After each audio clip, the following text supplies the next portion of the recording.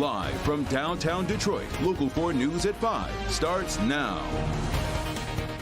And we start with the city of Detroit in the national spotlight. As you look at live pictures from Sky 4, we count down to the NFL draft. Just one day to go before that first pick is made. And the countdown is officially on. Hotels are filling up, and downtown Detroit is getting its finishing touches with one day and a little less than 3 hours to go before the first pick.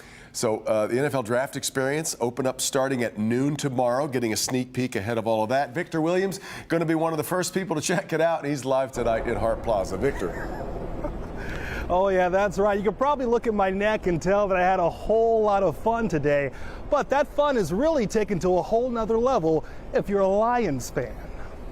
This is intended to bring out the Lions fan in everyone, from the little ones to fans that have been with us for generations.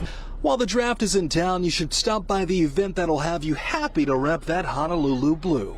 We have put together an experience for fans of all ages where they get to get up close and personal with their team and experience a little bit of what it's like to be at Ford Field on Sunday. Quite frankly, there's a whole lot to do. You can get a Lions-themed airbrush tattoo on your arm or neck. Take some pictures next to Lions gear, Rory, or any of the lovely cheerleaders. Test your strengths and reflexes. It's all right here at Hart Plaza. Very complicated, but we also know that this can fit as many fans as we possibly can fit to make it as an expansive event as possible over the course of the 3 days. Part of Woodward and Jefferson is going to be closed, but the detours will be worth it, all because of the event. It's a really complicated build, disruptive to the local businesses, the residents, but it's a beautiful backdrop for broadcast to have all this amazing architecture and really seeing beautiful Campus Martius Park down Woodward and the surrounding streets and into Hart Plaza. That's a really great visual and a sweeping visual, especially at nighttime. And that's so great to see. Coming up at 6 p.m., we're going to show you guys a little bit more of what Hart Plaza has to offer. In the meantime, we are live downtown. Victor Williams, Local. All right, you can run right up the street and find somebody that'll make that a permanent tattoo for you, Victor. Good deal. All right, we're gonna check back with you a little bit later at 6. A little more than 24 hours to go before the draft. The Lions making some big moves. OBRT again for Bernie tonight. Hobie, some key players getting paid. Yeah. I think a lot of fans would say money well spent after all they've contributed the last few seasons. Well, the Lions are banking on their young players to lead them the next few years, and now two of those guys will be making bank moving forward. Huge deals for Amon-Ra St. Brown and Penei Sewell, key players from the 2021 draft, both given 4-year extensions today. Two cornerstone pieces from that offense last season. In 2023, St. Brown set career highs in yards, catches, and touchdowns, while Sewell has been an anchor on the O-line, allowing only 1 sack last season. Not only are these two making a ton of money, but they are resetting the market at their respective positions. Amon-Ra in line to make $30 million a year. That would make him the highest paid receiver in NFL history, $77 million of it guaranteed. As for Penei, he's reportedly getting a 4-year deal worth $112 million, which is the most a team has ever paid an offensive lineman. Now, these two were eligible for extensions, but as you alluded to earlier, Jared Goff, another guy eligible for an extension. We'll see what decisions the Lions make long term. But, of course, first up, it's the NFL draft, or next up, I should say, because I don't think anybody saw this coming. The 29th pick is their first spot tomorrow, as of now, with 7 picks. For the weekend. It's a lot of money. You still have to find a way to pay Jared, but salary cap is going up too. So this won't look like a lot of money in a couple of years. And also, you look at some other teams have made the mistake of paying guys too late in their contracts, whereas the Lions and Brad Holmes taking care of it now, making sure everybody's set. That's great. All right, we'll see you a little bit later. Hobie, thank you. Be sure to snap the QR code right there on your screen. It takes you to our NFL Draft Guide. The guide has everything, including information on events, street closures, where to park, everything else you need to know in one spot. That link is also right on the homepage of our website.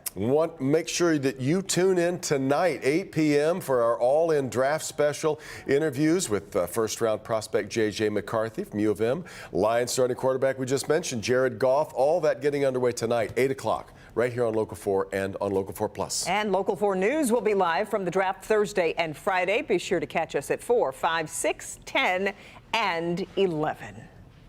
All right, let's go back up to Sky 4. few days. We're used to the weather being pretty important around here. We talk Thanksgiving, big forecast, fireworks, right? Let's add these next 3 days to that list as well. A lot of people going to be outside that huge outdoor theater downtown. And the one thing we don't need is any rain, Kim Adams. Not that there's any pressure with that. No. We're going to show off. We're going to show how we can have 3 seasons in 3 days here in Metro Detroit. It's a feat that very few cities can accomplish, but we're going to do it here. 46, we have winter tonight, 46 now, 41 in Howell. You can see that camera still shaking as our winds are coming out of the north-northwest, gusting up to about 15 to 18 miles per hour. Tomorrow morning, it will be freezing. So if you head downtown early, it will be cold. By the time the first pick rolls around at 8 o'clock, we'll have mainly clear skies and 50 degrees. Right now, it's in the 30s in Port Huron and Sandusky. If you're from out of town, just know this is not normal for us. We should be in the low 60s. This is definitely colder than where we should be. We'll get back to normal temps by Friday, as probably some of you leave town, unfortunately. Howell is 16 degrees colder than it was at the same time yesterday. This cold front that came through and brought us the rain yesterday is now moved out and left behind some pretty chilly air. So tonight, coldest night of the week, freeze warning in effect from midnight until 8 a.m. But how does 80 degrees sound? It's in the future forecast, at least close to it. We'll have that for you coming up. All right, Kim. Now, new information in the accidental shooting of an 8-year-old last week in Warren. Police say that child is still in critical condition after he found the gun and accidentally shot himself in the face. Let's get out to Sean Lay. Sean, we also learned a lot about that gun today as well. The gun was reported lost out of Westland a number of months ago, and the father of the 8-year-old says, yes, he was a convicted felon. He can't buy a firearm legally, so he bought this one off the street. However, it was loaded and on top of a kitchen cabinet, and an 8-year-old boy grabbed a chair and was able to get it. This incident was preventable. Very simple steps could have been taken to prevent the child from having access to a loaded weapon. Warren police speaking out today on a tragedy that could have been so easily prevented with a life-saving move that takes just seconds. We do want to show you an example. This is one of our training weapons. It's unable to be used. Gun lock that we give away simply goes through the magazine well of the weapon and locks here down at the bottom. If this would have been used, it takes about 15 seconds to secure your weapon with it. If this would have been used, this tragedy would not have occurred. We're talking about an 8-year-old boy accidentally shooting himself in the face. It happened in the family's apartment last Friday afternoon. Police say his 53-year-old father, Theo Nichols, is a convicted felon. That means he could not possess a firearm, bought one off the street, and placed the loaded Glock on top of a kitchen cabinet. It appears that the 8-year-old child used the chair to access the handgun prior to accidentally shooting himself. Count 2, safe storage violation. This is the first time our office is charged in the case where a child has shot himself as a result of this act. Warren police hammering home the point today. They offer free gun locks. So do departments across Metro Detroit. It does not matter if the gun is registered or not. The focus here is protecting kids. When you come in, the only question we will ask you is how many do you need?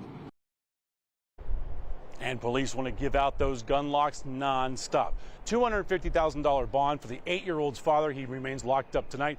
Police are using the term extremely critical to describe the boy's condition in the hospital tonight. Back to you. Sure hope he pulls through. Okay, Sean, we appreciate it.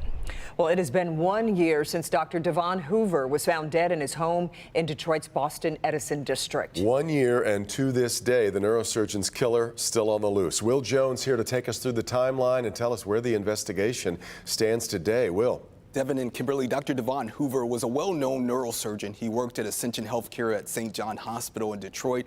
Hoover's body was discovered wrapped in a sheet in the attic of his home in the Boston Edison neighborhood on April 23, 2023. He suffered multiple gunshot wounds to his head.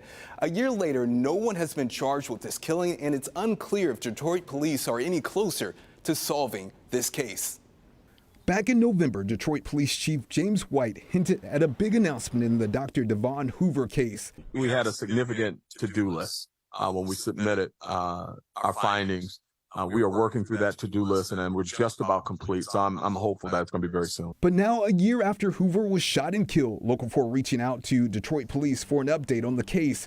The department calling it an open and active investigation, but DPD not confirming if there are any new leads or developments.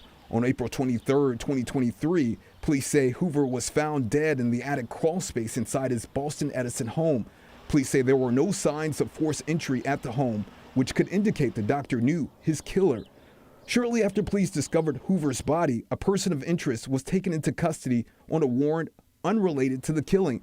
The individual was released days later, though police said at the time they believe the person had information about what happened. Last summer, Hoover's family made this plea to the killer. You can choose to hide the rest of your life, but we're really begging with you, choose the freedom of walking in the light. There is a $22,000 reward for any information that leads to an arrest in the Dr. Hoover murder case. So if anyone has any information, they should contact Crime Stoppers or Detroit Police. Devon and Kimberly, we reached out to Dr. Hoover's family, and we have not heard back from them just yet. I was stunned to realize it's been a year. A year today, already. Right? Hard to believe. Yeah, Sure is, really is, and no arrest.